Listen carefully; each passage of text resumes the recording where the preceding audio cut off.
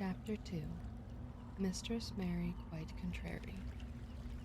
Mary had liked to look at her mother from a distance, and she had thought her very pretty, but as she knew very little of her, she could scarcely have been expected to love her or to miss her very much when she was gone.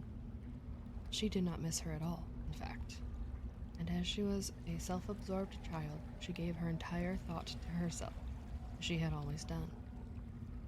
If she had been older, she would no doubt have been very anxious at being left alone in the world, but she was very young, and as she had always been taken care of, she supposed she always would be. What she thought was that she would like to know if she was going to nice people, would be polite to her and give her her own way, as her ayah and the other native servants had done. She knew that she was not going to stay at the English clergyman's house where she was taken at first. She did not want to stay. The English clergyman was poor, and he had 5 children, nearly all the same age, and they wore shabby clothes and were always quarreling and snatching toys from each other. Mary hated their untidy bungalow and was so disagreeable to them that after the first day or two, nobody would play with her. By the second day, they had given her a nickname which made her furious. It was Basil who thought of it first. Basil was a little boy with impudent blue eyes and a turned-up nose, and Mary hated him. She was playing by herself under a tree, just as she had been playing the day the cholera broke out. She was making heaps of earth and paths for a garden when Basil came and stood near to watch her. Presently, he got rather interested and suddenly made a suggestion. "Why don't you put a heap of stones there and pretend it's a rockery?" he said. "There, in the middle." And he leaned over her to point. "Go away," cried Mary. "I don't want boys. Go away." For a moment, Basil looked angry, and then he began to tease. He was always teasing his sisters. He danced round and round her and made faces and sang and laughed. "Mistress Mary, quite contrary, how does your garden grow? With silver bells and cockle shells and marigolds all in a row." He sang it until the other children heard and laughed too. And the crosser Mary got, the more they sang Mistress Mary Quite Contrary. And after that, as long as she stayed with them, they called her Mistress Mary Quite Contrary when they spoke of her to each other, and often when they spoke to her. "You are going to be sent home," Basil said to her, "at the end of the week, and we're glad of it." "I'm glad too," answered Mary. "Where is home?" "She doesn't know where home is," said Basil, with 7-year-old scorn. "It's England, of course. Our grandmamma lives there, and our sister Mabel was sent to her last year. You are not going to your grandmamma. You have none. You are going to your uncle. His name is Mr. Archibald Craven." "I don't know anything about him," snapped Mary. "I know you don't," Basil answered. "You don't know anything. Girls never do. I heard Father and Mother talking about him. He lives in a great, big, desolate old house in the country, and no one goes near him. He's so cross he won't let them, and they wouldn't come if he would let them. He's a hunchback, and he's horrid." "I don't believe you," said Mary, and she turned her back and stuck her fingers in her ears because she would not listen any more. But she thought it over a great deal afterward, and when Miss Crawford told her that night that she was going to sail away to England in a few days and go to her uncle, Mr. Archibald Craven, who lived at Misselthwaite Manor, she looked so stony and stubbornly uninterested that they did not know what to think about her. They tried to be kind to her, but she only turned her face away when Miss Crawford attempted to kiss her, and held herself stiffly when Mr. Crawford patted her shoulder. "She is such a plain child," Miss Crawford said pityingly afterward. "And her mother was such a pretty creature. She had a very pretty manner, too, and Mary has the most unattractive ways I ever saw in a child. The children call her Mistress Mary Quite Contrary, and though it's naughty of them, one can't help understanding it." Perhaps if her mother had carried her pretty face and her pretty manners oftener to the nursery, Mary might have learned some pretty ways too. It is very sad now the poor beautiful thing is gone, to remember that many people never even knew that she had a child at all. I believe she scarcely ever looked at her, said Mrs. Crawford. When her ayah was dead, there was no one to give a thought to the little thing. Think of the servants running away and leaving her all alone in that deserted bungalow. Colonel McGrew said he nearly jumped out of his skin when he opened the door and found her standing by herself in the middle of the room. Mary made the long voyage to England under the care of an officer's wife, who was taking her children to leave them in a boarding school. She was very much absorbed in her own little boy and girl, and was rather glad to hand the child over to the woman Mr. Archibald Craven sent to meet her in London. The woman was his housekeeper at Misselthwaite Manor, and her name was Miss Medlock. She was a stout woman with very red cheeks and sharp black eyes.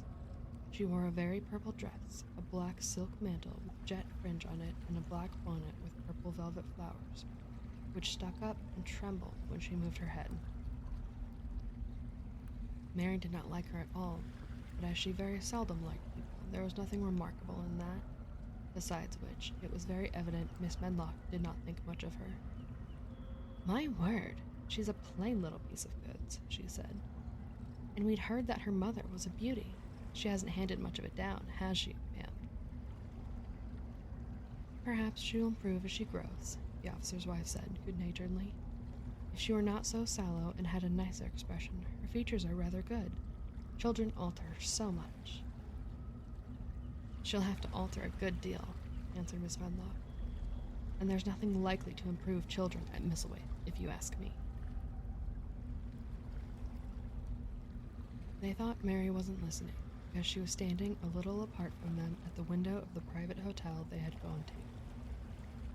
She was watching the passing buses and cabs and people, but she heard quite well and was made very curious about her uncle and the place he lived in. What sort of place was it, and what would he be like? What was a hunchback? She had never seen one. Perhaps there were none in India. Since she had been living in other people's houses and had had no ayah, she had begun to feel lonely and to think queer thoughts which were new to her. She had begun to wonder why she had never seemed to belong to anyone, even when her father and mother had been alive. Other children seemed to belong to their fathers and mothers, but she had never seemed to really be anyone's little girl. She had had servants and food and clothes, but no one had taken any notice of her. She did not know that this was because she was a disagreeable child, but then, of course, she did not know she was disagreeable. She often thought that other people were, but she did not know that she was so herself. She thought Miss Medlock the most disagreeable person she had ever seen, with her common, highly colored face and her common fine bonnet. And the next day they set out on their journey to Yorkshire. She walked through the station to the railway carriage, with her head up and trying to keep as far away from her as she could, because she did not want to seem to belong to her. It would have made her angry to think people imagined she was her little girl.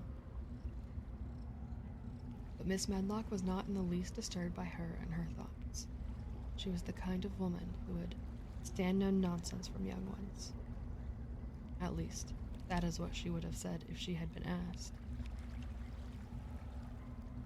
She had not wanted to go to London just when her sister Maria's daughter was going to be married, but she had a comfortable, well-paid place as housekeeper at Misselthwaite Manor, and the only way in which she could keep it was to do at once what Mr. Archibald Craven told her to do. She never dared even to ask a question. Captain Lennox and his wife died of the cholera, Mr. Craven had said in his short, cold way. Captain Lennox was my wife's brother, and I am their daughter's guardian. The child is to be brought here. You must go to London and bring her yourself. So she packed her small trunk and made the journey. Mary sat in her corner of the railway carriage and looked plain and fretful. She had nothing to read or to look at, and she had folded her thin little black-gloved hands in her lap. Her black dress made her look yellower than ever, and her limp, light hair straggled from under her black crape hat. She had never seen a child who sat so still without doing anything, and at last she got tired of watching her and began to talk in a brisk, hard voice. "I suppose I may as well tell you something about where you are going to," she said. "Do you know anything about your uncle?"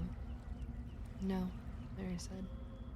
"Never heard your father or mother talk about him?" "No," said Mary, frowning. She frowned because she remembered that her father and mother had never talked to her about anything in particular. Certainly, they had never told her things. "Humph," muttered Miss Menlo, staring at her queer, unresponsive little face. She did not say any more for a few moments, and then she began again. "I suppose we might as well be told something to prepare you. You are going to a queer place." Mary said nothing at all, and Miss Medlock looked rather discomfited by her apparent indifference. But, after taking a breath, she went on. "Not but that it's a grand big place in a gloomy way, and Mr. Craven's proud of it in his way, and that's gloomy enough too. The house is 600 years old, and it's on the edge of the moor, and there's near 100 rooms in it, though most of them's shut up and locked, and there's pictures and fine old furniture and things that's been there for ages. And there's a big park around it, and gardens and trees with branches trailing to the ground, some of them." She paused and took another breath. "But there's nothing else," she ended suddenly. Mary had begun to listen in spite of herself. It all sounded so unlike India, and anything new rather attracted her. But she did not intend to look as if she were interested. That was one of her unhappy, disagreeable ways. So she sat still. "Well," said Miss Menlo, "what do you think of it?" "Nothing," she answered. "I know nothing about such places." That made Miss Medlock laugh a short laugh. She said, "But you are like an old woman. Don't you care?" "It doesn't matter," said Mary, "whether I care or not." "You are right enough there," said Miss Medlock. "It doesn't.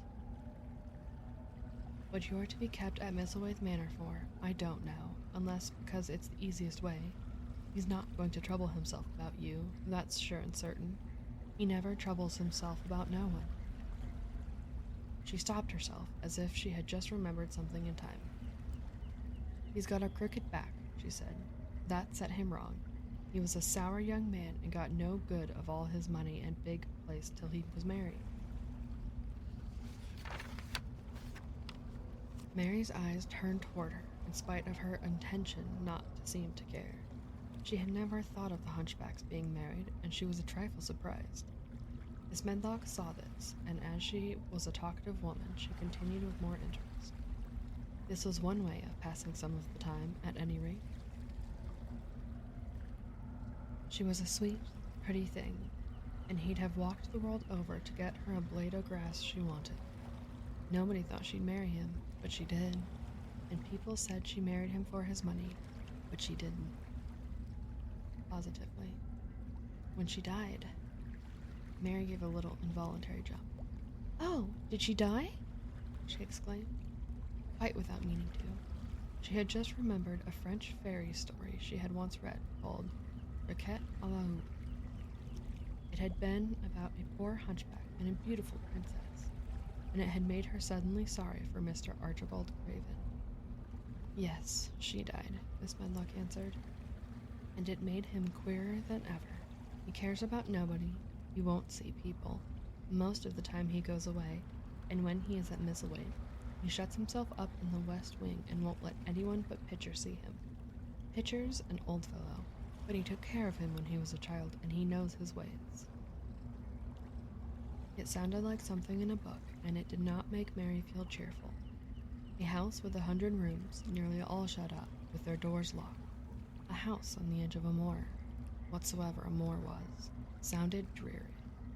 A man with a crooked back who shut himself up also.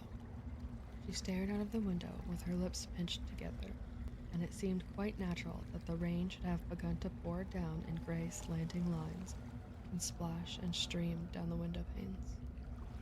If the pretty wife had been alive, she might have made things cheerful by being something like her own mother, and by running in and out and going to parties as she had done, in frocks full of lace. But she was not there anymore. You needn't expect to see him, because 10 to 1 you won't, said Miss Fenlock, and you mustn't expect that there will be people to talk to you. You'll have to play about and look after yourself. You'll be told what rooms you can go into and what rooms you're to keep out of. There's gardens enough, but when you're in the house, don't go wandering and poking about. Mr. Craven won't have it. I shall not want to go poking about, said sour little Mary, and just as suddenly as she had begun to be rather sorry for Mr. Archibald Craven, she began to cease to be sorry, and to think he was unpleasant enough to deserve all that had happened to him. And she turned her face toward the streaming panes of the window of the railway carriage and gazed out at the gray rainstorm, which looked as if it would go on forever and ever. She watched it so long and steadily that the grayness grew heavier and heavier before her eyes, and she fell asleep.